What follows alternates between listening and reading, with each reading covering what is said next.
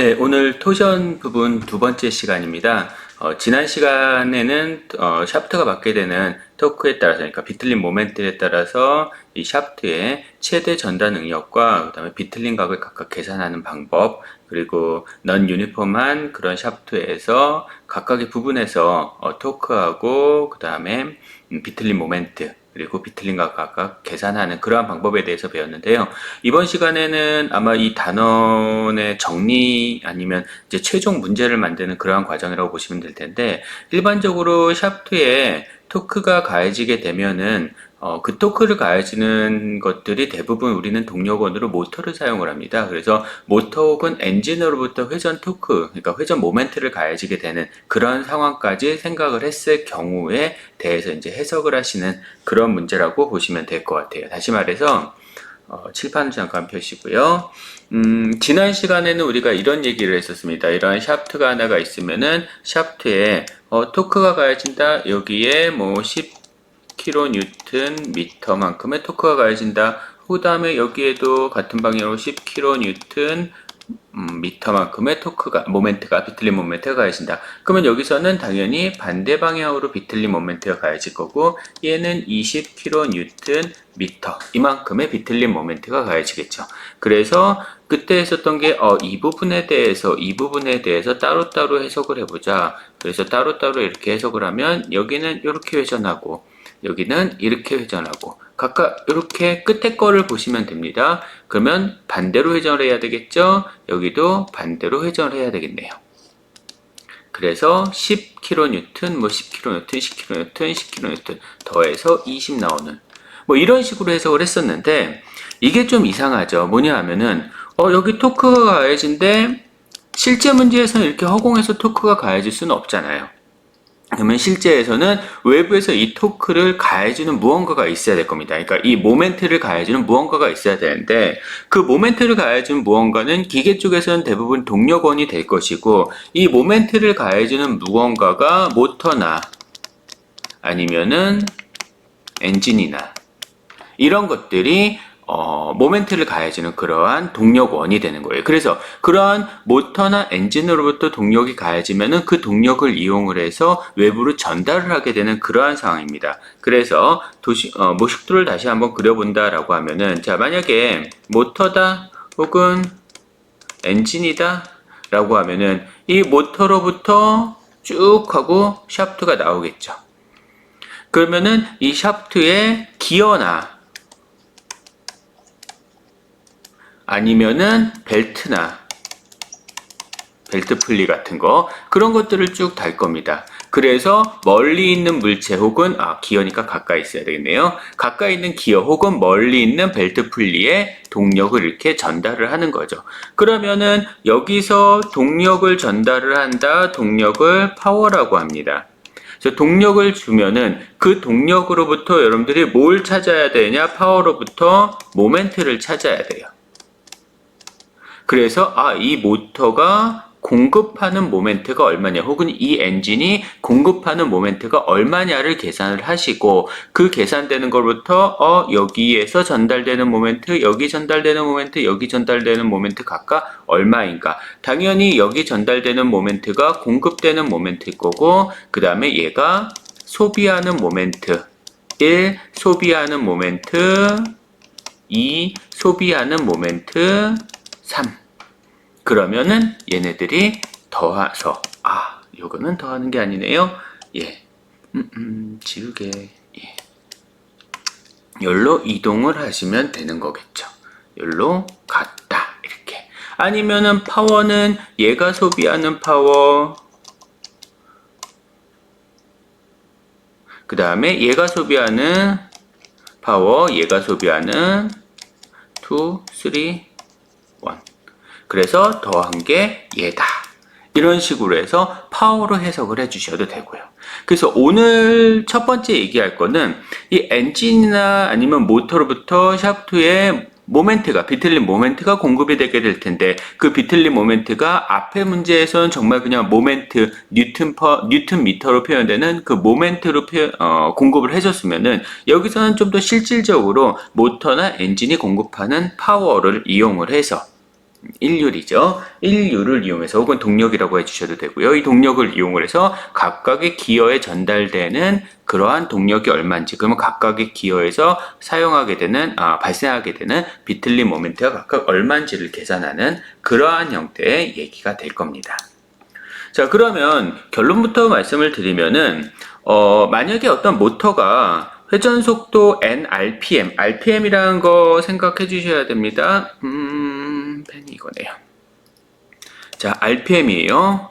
리볼브 퍼 미닛이거든요. 그러니까 분당 회전수입니다. N이라는 분당 회전수로 회전할 경우에 우리가 파워를 어떻게 계산하시냐면 여기 있는 이러한 식으로 계산을 해주시면 됩니다. 물론 이제 T오메가라는 식을 이용을 해주셔야 되는데 원래는 여기서 오메가라는 게 각속도고 각속도라는 게 DT분의 D세타 회전하는 각도. 그러면은 어떤 시간 동안에 이동한 각도, 그것을 60분이라는 시간 동안에 60초죠. 60초라는 시간 동안에 각도로는 2파이 라디안만큼 이동을 한 거겠네요. 그게 n번 회전을 했으니까 1분입니다. n번 회전했으니까 n번 곱하기 n번 한 거. 요게 되겠네요. 오메가라는 게. 여기에다가 t를 곱한 게 파워라는 얘기죠. t 우리 비틀림 모멘트를 사용했었죠. t가 아니라 m으로 바꿔야 되겠죠. 그래서 그러면 파워라는 거는, 동력이라는 거는 60분의 2파이 n에 곱하기 비틀림 모멘트, 이렇게 해서 해석을 해주시면 됩니다. 여기서 한 가지 조심하셔야 되는 게 n이라는 거는 분당 회전수를 반드시 집어넣으셔야 돼요. 가끔씩 가다가 초당 회전수를 줄 경우가 있는데 초당 회전수가 주어졌으면 그거는 분당 회전수로, 그러니까 리볼브 퍼 미닛으로 집어넣어 주셔야 되고요. 그 다음에 이 모멘트, 비틀림 모멘트를 집어넣으실 때 우리 파워라는 거는 이렇게 됩니다. 단위가 줄 퍼 세컨드예요. 그러니까 초당 몇 줄만큼의 일을 하느냐. 물론 이거는 합쳐서 와트라고 표현을 하죠. 우리 형광등 100와트짜리, 200와트짜리 그런 거 얘기하잖아요. 동력은 인류라고 똑같은 거고 전기기구에서는 또 마찬가지로 전력과 같은 겁니다. 그러니까 똑같이 어떤 시간 동안에 한 일의 양이에요. 그래서 1초 동안에 한 일의 양이 얼마냐를 표현하는 게 파워고요. 동력이고요. 그것을 그냥 와트라고 표현을 하는 것 뿐입니다. 그러면 이때 모멘트를 줄 퍼 세컨드로 나왔으니까 이때 표현되는 모멘트는 당연히 정상적인 단위인 뉴튼 미터만큼의, 뉴튼 밀리미터 아닙니다. 뉴튼 미터의 모멘트가 표현이 되는 거죠. 우리가 관심 있는 거는 파워로부터, 모터가 전달하는 파워로부터 과연 비틀림 모멘트가 얼마나 발생을 할까? 이게 관심이 있죠. 그러니까 실제 파워를 계산하는 식은 이 식으로 파워를 계산을 하겠지만 우리가 좀 더 관심 있는 건 모멘트니까 저 식을 모멘트에 대한 식으로 바꿔 쓰신다라고 하면은 이렇게 바뀌겠네요. 2파이 n 분의 60에다가 t, 이렇게 해서 t가 아니죠. 죄송합니다. t가 아니라 p죠. 파워. 이런 식으로 해서 식을 바꿔주시면 될 겁니다. 그러면 이때 이 파워는 와트 단위로 집어넣어 주셔야 돼요. 일반적으로 모터가 와트 단위의 모터를 많이 사용하긴 하는데 킬로와트 단위의 모터를 사용을 하는 경우도 있어요. 그러면은 여기다가 와트를 바꿀 때 곱하기 0 3개 붙여주셔야 되겠죠. 그렇게 해서 나온 모멘트는 뉴튼 미터입니다. 우리 실제 식에 집어넣을 때는 뉴튼 밀리미터로 집어넣어야 되겠죠. 그래서 이것으로부터 만약에 최대 비틀림 모멘트, 전달 능력을 계산하여라 라고 하면은 극관성 모멘트 분의 비틀림 모멘트에다가 여기에다가 반경을 곱한 거, 우리 저번 시간에 제가 비틀림 모멘트 T로 표현하면 조금 더 편하다 라고 말씀을 드렸었어요. 밴딩 모멘트하고 헷갈리지 않게. 그 다음에 요거는 비틀림 각이죠. 얘는 GIP 분의 MT에다가 L을 곱해서 계산을 해주시면 될 겁니다. 여기 하나가 더 들어가야죠. 우리 여기에다가 플러스 에너지, 탄성 에너지, 탄성 변형 에너지, 비틀림에서, 자, 요식 하나 더 들어가요. 비틀림에서의 탄성 변형 에너지는 EGIP 분의 MT의 제곱에다가 R을 곱한 것과 같습니다. 죄송합니다. R을 곱한 것과 같아요. 자, 이게 비틀림 모멘트 비틀림 탄성 변형 에너지입니다. 맞나요? 제가 식을 잘못 외우고 있을 수도 있어서 식을 한번 확인해 보죠. 예제는 좀 이따 풀도록 하고요. 여기 있네요. L이 맞네요. 네, 죄송합니다. 자, 얘랑 비교해 주셔야 되는 게 우리 탄성 변형 에너지 얘는 비틀림이었었고요. 네, 축 변형에 대해서는 탄성 변형 에너지가 EGI. 잠시만요. 제가 헷갈리는 것 같은데 EG가 나올 리가 없죠. EA죠. 기준에 F제곱에다가 L을 곱한 것 같을 겁니다. 이게 축 변형에서의 탄성 변형 에너지. 그 다음에 비틀림에서의 탄성 변형 에너지는 EGIP 분의 T제곱 M제곱이죠. 우리 모멘트를 쓰니까 M제곱에 L을 곱한 걸로 계산을 해주시면 될 것 같아요. 뭐 원리는 축 변형하고 비틀림하고 똑같습니다. 비틀림도 복원이 돼야죠. 탄성 복원이 돼야 되니까 그 탄성 복원 에너지가 되실 거예요. 자, 오늘 수업할 게 이 두 가지 이슈입니다. 그러니까 이러한 비틀림 상황에서 그 비틀림 모멘트를 동력을 이용해서 파워를 이용해서 비틀림 모멘트를 알려주면 그 비틀림 모멘트를 이용을 해서 최대 전단 응력, 그 다음에 비틀림 각, 그리고 탄성 변형 에너지를 각각 계산하실 수 있으시면 돼요. 물론 설계 문제니까 여기서 비틀림 최대 전단 응력, 이게 허용 전단 응력을 넘어가지 않게 무언가 요 직경, 제일 많이 물어보는 건 직경 혹은 단면적, 얘를 각각 물어보는 경우가 설계 문제에선 더 많이 나오겠죠.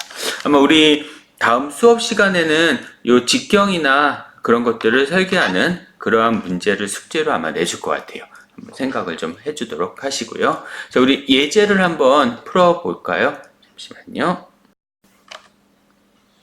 예제를 한번 제가 잘못 눌렀네요. 칠판이 예제를 한번 풀어볼게요. 다음 페이지 눌러야 되는데. 자, 우리 그거 혹시 기억나나요? 어렸을 때 장난감 자동차. 장난감 자동차 보면은 이렇게 쭉 자동차가 있는데, 자동차에 뭐 여기가 앞이라 했을 때 앞바퀴는 그냥 샤프트 달려서 바퀴 이렇게 있고, 그 다음에 뒷바퀴는 샤프트 달려가지고 바퀴 이렇게 있고, 그 다음에 여기에 모터 달려 있고, 그래서 여기서 일반적으로 베벨 기어라고 하는데 베벨 기어를 이용해서 동력을 전달했습니다. 이 상황을 한번 생각을 해볼게요. 우리 베벨 기어라는 걸 이용을 해서 모터가 동력을 전달을 하면은 그거에 의해서 모터입니다. 모터 한 10kW짜리라고 생각을 해볼까요? 10kW. 자, 이 모터가 동력을 전달을 해요. 그러면 얘가 여기 있는 축에다가 동력을 각각 전달을 하는데 10kW짜리 모터니까 각각 양쪽 바퀴가 똑같아야 되겠죠. 5kW, 여기도 5kW만큼의 동력이 각각 전달이 된다라고 가정을 해보겠습니다. 각각. 그러면은 이때 여기 요 부분 자, 이게 한 얼마나 할까요? 한 20mm는 너무 작은 것 같고요. 한 3cm, 4cm, 5cm지. 50mm 여기는 길이가. 자, 그 다음에 여기는 좀 문제 달라야 되니까 60mm였다고 가정을 해보겠습니다. 길이가 각각. 자, 그리고 얘는 면적이 10mm 제곱. 얘도 10mm 제곱. 이렇게 한번 가정을 해볼게요. 그랬을 때 각각의 부분 1번 부분 그 다음에 2번 부분에 비틀림 각 그 다음에 비틀림에 의한 전단 능력 그리고 마지막으로 비틀림 에너지가 각각 얼마냐 라는 겁니다. 단면적이 주어지는 것보다는 극관성 모멘트가 주어지는 게 편할 것 같으니까요. 단면적으로 하지 말고요. 얘를 직경으로 한번 해볼까요? 우리 어렸을 때 그 쓰던 장난감 자동차 생각해보면은 직경이 대략 걔네들이 한 3mm 정도 될 것 같은데 직경은 3mm짜리 이런 모터였습니다. 사실 이게 말이 안 될 것 같아요. 10으로 합시다. 10mm. 생각해보니까 모터가 너무 동력이 크네요. 자, 그러면은 자, 이 모터로부터 공급되는 토크가 얼마인지를 생각을 해볼게요. 자, 비틀리 모멘트. 자, 비틀리 모멘트는 2파이 n 분의 60에다가 파워를 곱한 것 같다. 파워는 1000kW고요. 그걸 생각 안 했네요. 몇 RPM으로 회전을 했는지. 자, 얘가 회전하는 RPM은 600 RPM. 분당 600번 회전한다라고 해보겠습니다. 그러면 그냥 집어넣으세요. 여기다가. 자, 60에 곱하기 파워가 10kW 공 3개 더 붙이셔야죠. 그 다음에 2파이에다가 곱하기 얘는 600 RPM. 그러면 여기서 60 지워지고 공 하나 더 지워지네요. 그러면 2파이, 1000 나누기 2파이. 1000 나누기 2 곱하기 3.14 아니면 2파이를 하시든지. 그러면 159. 예. 이렇게 하면 159 나옵니다. 뉴튼 미터예요. 이렇게 나오는 거는 단위 조심하세요. 항상 뉴튼 미터로 나오시게 됩니다. 그러면 여기서 600 RPM으로 회전을 하면 당연히 두 바퀴도 마찬가지로 600 RPM으로 회전을 할 거예요. 얘네들. 그러면 600 RPM에 각각이 5kW니까 당연히 이때 얘네들이 만들어지는 모멘트는 절반이겠네요. 나누기 2 해주시면 되겠네요. 79, 80, 그냥 80 할게요. 대략 80 뉴튼 미터. 그러면 얘 159 하지 말고 160 합시다. 160 뉴튼 미터. 자, 그러면 이 그림이 우리 많이 보던 그림으로 이제 바뀌어요. 이제 모터 빠지면 되니까. 그러면 많이 보던 그림으로 여기 얘네는 각각 얼마? 80 뉴튼 미터, 80 뉴튼 미터. 양쪽 바퀴가 같이 돌아야죠. 토크가 다르면 안 됩니다. 양쪽 바퀴에. 물론 상황에 따라서 다를 수도 있겠지만 지금 이 문제에서는. 자, 그 다음에 여기는 반대 방향으로 두 개 합쳤을 테니까 160 모터가 공급해주는 모멘트. 비틀린 모멘트요. 자, 그러면은 얘를 잘라서 1번 부품, 2번 부품, 1번 부품 여기, 2번 부품 여기. 1번 부품에 대해서, 2번 부품에 대해서.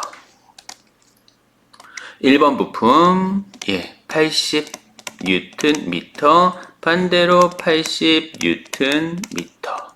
얘는 여기가 80 뉴튼 미터니까 반대로 80 뉴튼 미터. 항상 두 개 더해서 같은지 확인해 보시고요. 당연히 같게 나왔네요. 자, 그러면은 우리 극관성 모멘트 한번 계산해 볼까요? IP 값은 32분의 파이 d 4제곱이니까 32분의 파이 곱하기 0 4개 이렇게 되네요. 그러면 3.140 죄송합니다. 3.14 곱하기 나누기 파이 32 981 981 밀리미터 4제곱. 자, 그러면 여기는 토크 전단 능력이요. 죄송합니다. 자, 전단 능력 IP 분의 모멘트에다가 R을 곱한 것과 같다. 그러면 IP가 981, 그 다음에 모멘트가 80 뉴튼 미터니까 공 3개 더 붙이셔서 뉴튼 밀리미터로, 즉 80에다가 공 3개 더 붙여서 뉴튼 밀리미터로. 여기에다가 반지름은 10이 아니라 반지름이니까 5네요. 자, 오늘 자꾸 틀려요. 여기가 5네요. 5. 그러면 80 하나 둘 셋 곱하기 5 나누기 981. 계산기도 틀리네. 407.7 408 대략 408 메가파스칼 이렇게 나오시면 됩니다. 같은 방식으로 비틀린 각은 IP, GIP 분의 M에다가 L. 그러면 80000 곱하기 L이 얘가 50짜리네요. 그 다음에 제가 G값 안 줬네요. 얘 스틸이야. G값 80 기가파스칼이었다. 그러면 80 하나 둘 셋 곱하기 IP가 981. 감사하네 이게. 얘가 그대로 싹 날아가네요. 그러면 50 나누기 981 해주시면은 0.05 라디안. 디그리로 바꾸고 싶으시면 디그리로 바꾸면 되고요. 자, 그 다음에 탄성 변형 에너지 EGIP 분의 m제곱 L T 구분해 주시면요. 그러면 80 하나 둘 셋의 제곱입니다. 길이가 50이고요. 2 곱하기 G값이 80 하나 둘 셋 곱하기 981 제곱 하나는 지워지겠네요. 그러면 80 하나 둘 셋 곱하기 50 나누기 2 곱하기 981 2039 예, 얘는 2039 되십니다. 항상 단위는 킬로줄, 에너지는 킬로줄이요. 뭐 반대쪽에 대해서도 똑같이 진행을 하시면 되겠죠. 자, 여기까지가 이제 이번 단원에 수업할 내용이 되실 거예요.